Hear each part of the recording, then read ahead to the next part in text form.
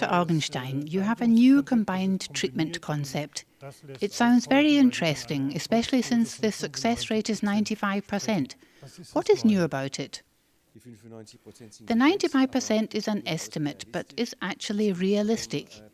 The idea is to get patients with lymphedemas or who have developed lymphedemas through adipositas into constant treatment. For this, we have planned inpatient treatment followed by outpatient treatment. The inpatient treatment is 4 days and the outpatient treatment goes over a period of 3 months. During this time, the patient stays on our radar with consultation and adjustments to the original treatment concept, which lets the patient know that he's been well looked after and cared for. This motivates the patient and ensures that he really receives the minimum treatment which he needs for his condition. The key word here is the de-escalation concept. Yes, this is intended for the so-called hard cases, serious clinical pictures which cannot be treated on an outpatient basis. Most can have outpatient treatment, but what we offer is a 4-day treatment consisting of 2 times manual lymphatic drainage a day, sequential compression therapy, which is a sleeve with air chambers, which is pumped up from bottom to top and is computer controlled, also administered twice a day.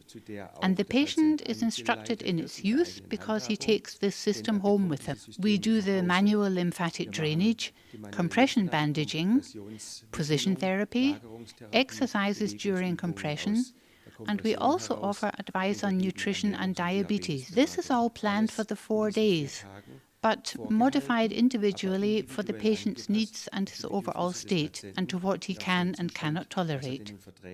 But this requires active cooperation on the part of the patient.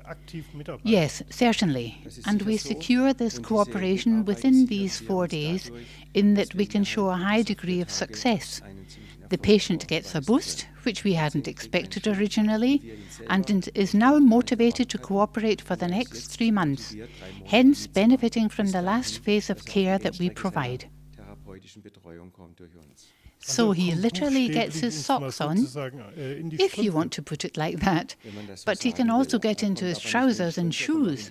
Even more important, he gets back into society and can do sports again. His joints are working properly again. He can work on reducing his weight because he can move much better. Another important point is that we can help the patient to stay in his job. Dr. Augenstein, now we come to the next stage, an exciting one. What can you tell us about it? Yes, the 4-day phase is followed by the consolidation phase. This lasts 3 months, and what makes it so special is that we keep our patient on the radar. He's not left alone.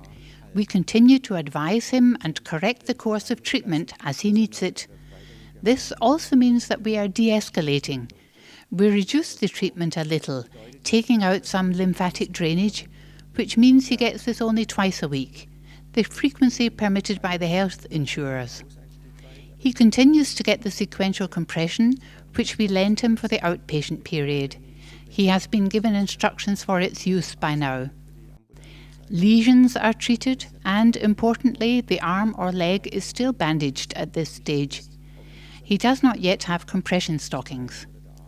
At the next surgery visit, we can see how well the swelling and congestion have gone down, and can now write a prescription for the compression stockings or clothing. The patient tries these out, and when he is comfortable with the clothes and everything is working out perfectly, then we take out the next component of our therapy, which is the sequential compression therapy. We discontinue it and then observe how he himself fits into his clothes for 7 to 14 days. If he does, then this system is not necessary for him. If he doesn't, then we help him to have lasting treatment with a system. It leads to a state of him having as little therapy as possible, but just enough for what he really needs.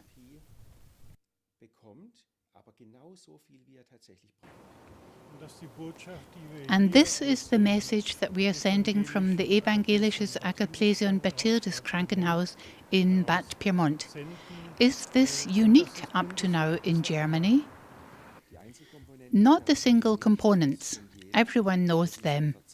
But what's new is the interlinking of the in- and outpatient